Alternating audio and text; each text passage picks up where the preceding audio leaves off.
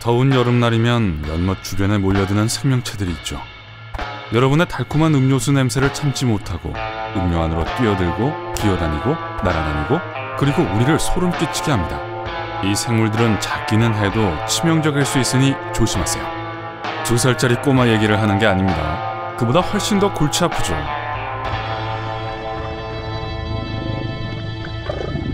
지구상에서 가장 사람을 많이 죽이는 동물에 대해 이야기한다고 하면 여러분은 일반적으로 위험하다고들 하는 상어, 곰, 사자 등을 상상하실 겁니다.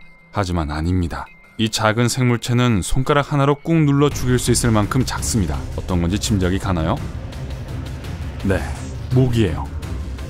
귀 주위에서 앵앵거려 밤잠을 방해하는 이 곤충들 말입니다. 물론 모기에 물리면 짜증나긴 하지만 그다지 큰일은 아닌 것 같다고요? 그런데 사실 간단한 일이 아닙니다. 일단 이 귀찮은 녀석들이 다양한 질병을 옮긴다는 사실만 생각해봐도요. 모기가 옮기는 가장 잘 알려진 질병은 말라리아, 황열병, 댕기열, 웨스트나일 바이러스 등이 있습니다. 이 질병들을 포함 생명을 위협하는 많은 질환들은 모기가 피부를 뚫고 피를 빨아들일 때 길게 튀어나온 모기의 입을 통해 사람에게 옮습니다. 징그러워요. 이 질병을 퍼뜨리는 흡혈귀들은 매년 평균 75만 명의 생명을 앗아가는데 말라리아가 이 사망 원인의 약 절반을 차지합니다. 우리가 공포 영화에서 보는 그 무시무시한 상어는 1년에 6명의 생명을 앗아갑니다. 이런 걸 보면 영화 감독들은 상어 대신 모기에 대한 영화를 만들어야 할 것 같지 않나요? 과소평가되고 있는 살인자는 모기뿐만이 아닙니다. 고양이나 개를 기르고 계신다면 다음에 제가 무슨 말을 할지 이미 아실 겁니다. 그래요, 벼룩. 이 생물들은 거의 현미경으로 관찰해야 할 정도로 작지만 일단 애완동물의 따뜻하고 아늑한 털에 들끓기 시작하면 큰 불편함이 될 수 있습니다. 모기처럼 벼룩들도 피를 빨아먹고 삽니다. 벼룩은 인간보다 동물의 피를 선호하지만 기회가 있어도 인간의 피를 거부한다는 뜻은 아닙니다. 벼룩에 물린 자국은 그저 가려움으로 성하신 정도지만 더 심각한 질병들도 옮깁니다. 바로 발진 티푸스나 흑사병 같은 거요. 네, 맞습니다. 14세기에 유럽의 대부분을 휩쓸었던 그 전염병이요. 그 흑사병 맞습니다.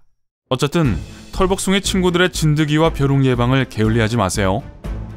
아, 맞아요. 우리가 두려워해야 할 또 다른 작은 흡혈귀는 진드기입니다. 애완동물을 기르는 사람이나 하이킹을 좋아하는 사람들은 이 짜증나는 작은 존재에 대해 모두 알고 있죠. 진드기 역시 아주 작아서 그 존재를 알아챌 때쯤이면 이미 진드기가 피를 배불리 먹은 후라는 사실이 문제입니다. 실제로 그로 인한 질병의 증상이 나타나기 전에 이미 진드기는 숙주를 떠났을지도 모릅니다. 아, 그리고 그로 인한 질병들은 여러분이 상상할 수 있는 것보다 훨씬 더 많답니다. 진드기는 전 세계에 걸쳐 약 900종 정도가 있는데 각기 다른 온갖 질병들을 일으킬 수 있습니다. 비록 진드기라고 하면 라임병을 떠올리지만 그 밖에도 로키산 홍반열, 진드기 마비, 발진 티푸스, 폐기열, 바베시아증. 더 말씀드릴까요? 이제 아시겠죠? 이 못된 살인자들을 멀리하세요. 흡혈귀 이야기는 이제 그만하고 그렇게 빨리 움직이지 않는 생명체로 얼른 넘어가 봅시다. 민물 호수에서 수영하거나 여름 더위를 피해 시원한 강물에 뛰어드는 것을 좋아하지 않는 사람이 어디 있겠어요? 하지만 야외 활동을 사랑하는 모험가 여러분, 경고합니다. 무시무시한 민물 달팽이를 조심하세요. 맞아요, 제대로 들으셨어요. 이 목록에 있는 치명적인 생물 중 하나는 달팽이입니다. 하지만 이 민물 생물은 기생충인 시스토소미아시스를 옮길 수 있습니다. 일단 인체에 감염되면 심한 복통을 느끼게 되며 혈변과 혈뇨 증상이 생깁니다. 그리고 달팽이로 인한 사망자가 1년에 2만 명 이상이라는 사실 믿어지세요? 집돌이 집순이의 생활 방식이 점점 더 매력적으로 들리기 시작하네요. 겉보기에는 귀엽게 생겼지만 멀리하는 것이 좋은 이 작은 친구는 이름도 여러 개입니다. 남부 플란넬 라방, 털복숭이 달팽이, 고양이 애벌레. 무슨 미인대회라도 하는 걸까요? 어떤 이름으로 불리든 간에 이 벌레는 고급스러워 보이는 머리카락 같은 가시로 금방 알아볼 수 있습니다. 이 털로 덮인 가시는 사실 스스로를 보호하기 위해 사용하는 것입니다. 이 솜털처럼 생긴 생명체와의 접촉은 심한 고통과 함께 즉각적인 피부 자극을 일으키는데 어떤 사람들은 그 통증을 마치 뼈가 부러지는 것 같다고 말할 정도입니다. 통증과 함께 붓기, 화끈거림, 메스꺼움, 두통, 물집, 발진, 가슴 통증, 마비, 호흡곤란 등이 동반됩니다. 그러니 아무리 보송보송해 보여도 절대로 쓰다듬으면 안 돼요.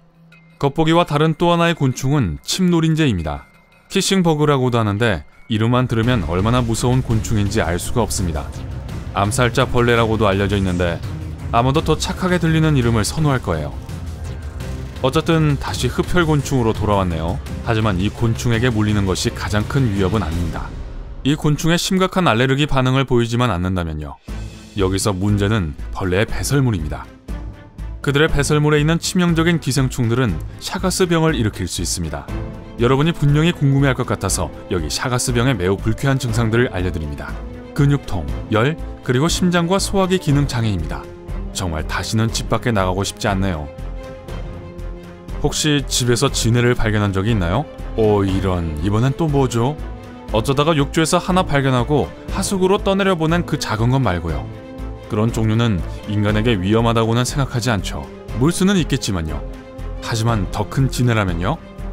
물리면 극도로 고통스럽고 붓기, 빨개짐, 두통, 메스꺼움, 구토, 피부 괴사, 두근거림, 그리고 초조함까지 주는 큰 지네요. 불안하지 않을 수가 없죠? 심한 경우 지네에 물린 후 제때 치료하지 않으면 치명적인 심장마비로까지 이어질 수 있습니다. 인터넷에서 시간을 보낸 사람이라면 호주에 있는 사람을 죽이는 생명체들에 대한 사진들을 본 적이 있을 거예요. 가장 슬픈 사실은 그게 완전히 틀린 얘기는 아니라는 거죠. 호주는 지구상에서 가장 치명적인 생물들의 서식지 중 하나고 이 생물 중엔 깔때기 거미도 포함되어 있습니다. 세계에서 가장 독성이 강한 거미 중 하나인 것으로도 모자라서 이 악몽을 부르는 다리 8개의 괴물은 물속에서도 몇 시간 동안 생존할 수 있어요. 이 거미에 물리면 붓기와 정신 착란을 예상할 수 있는데 제가 무슨 얘기하고 있었죠? 맞아요. 근육의 경련이 일어나고 혈압이 떨어져 생명이 위험할 겁니다. 그러니 만약 호주에서 익사하는 거미를 구하려고 한다면 다시 한번 생각해보세요. 알레르기만 아니면 벌은 보통 생명을 위협하지 않습니다. 하지만 그것은 평범한 벌일 때 얘기죠. 아프리카화된 벌, 그러니까 유럽 꿀벌과 동부 아프리카 꿀벌의 교배종은 알레르기가 없더라도 상당한 피해를 일으킬 수 있습니다. 아프리카화된 벌, 일명 살인벌은 보통 최후의 수단으로 침을 사용하는 다른 꿀벌종에 비해 더욱 방어적입니다. 살인벌은 어떤 종류의 위협에도 다른 벌들보다 훨씬 더 빨리 반응하고 벌집을 보호하기 위해 순식간에 모여듭니다. 그래서 일반적인 벌에게보다 최대 10배나 더 많은 침 공격을 받을 수 있죠. 매우 공격적인 이 벌들은 피해자를 400m까지 쫓아가는 것으로 알려져 있습니다. 그리고 인간과 동물 모두 그들의 희생자가 될 수 있고요. 더 이상 독이 있는 생물들을 교배시키면 안 되겠죠? 이건 너무 나쁜 결과잖아요. 벌 얘기가 나와서 말인데 또 다른 날아다니는 공격자는 말벌입니다. 말벌은 아주 작은 도발에도 공격적이 될 수 있지만 일본 거대 말벌 한 무리가 여러분을 쫓아온다고 상상해보세요. 이 벌들에 쏘이면 너무 아파서 바로 병원으로 가야 할 거예요. 여러분이 알레르기가 없더라도 치명적일 수 있습니다. 다량의 독이 주입된다면요. 만약 알레르기가 있다면 정말 운이 나쁜 날입니다. 과민성 쇼크가 생길 거예요. 10군데 정도 쏘이면 확실히 치료가 필요합니다. 드문 경우이긴 하지만 30회 이상 쏘일 경우 환자는 응급치료를 받아야 할 겁니다. 아픈 독침은 신부전을 일으킬 수 있는데 치료하지 않으면 죽는다는 뜻이죠. 이 벌들이 만든 꿀맛은 어떨까요? 가까이 가서 확인해 본 적 있는 분? 또 하나의 날개 달린 공포의 대상은 채채파리입니다. 이 성가신 흡혈귀는 가장 큰 아프리카 파리이며 아프리카 대륙의 열대 지역에 주로 서식합니다. 피를 빨아먹고 사는 다른 기생충들처럼 채채파리도 위험한 질병을 옮길 수 있죠. 바로 인간 수면증을 말이에요. 아니요, 밤잠에는 전혀 도움이 안 됩니다. 질병의 첫 단계에서 사람들은 열과 두통을 포함한 독감과 같은 증상을 경험합니다. 몇 주 혹은 몇 달이 지난 후에야 두 번째 단계로 혼란, 무감각, 그리고 야간 수면 장애가 발생하기 시작합니다. 좋은 소식은 여러 처치들과 치료를 통해 사망률을 줄이고 있다는 겁니다. 사망자는 1990년 34,000여 명에서 2015년 3,500여 명으로 크게 줄었습니다. 그리고 지금도 계속해서 줄어들고 있죠. 그러고 보면 치명적인 생물에 대항하는 데에는 현대의학의 발전이 큰 힘이 되는 것 같네요. 하지만 최대한의 안전을 위해서 이 목록에 있는 모든 생물체에 절대 가까이 가지 마세요. 이 소름 끼치는 생물들 중 어느 것이 가장 두려운가요? 2살짜리 꼬마요? 아래 댓글로 알려주세요. 저는 아직도 머릿속에서 그 거미의 모습을 지우려고 노력하고 있어요. 그리고 이 비디오에 좋아요를 주고 친구들과 공유하고 구독을 클릭해서 삶의 밝은 면에 머무르세요.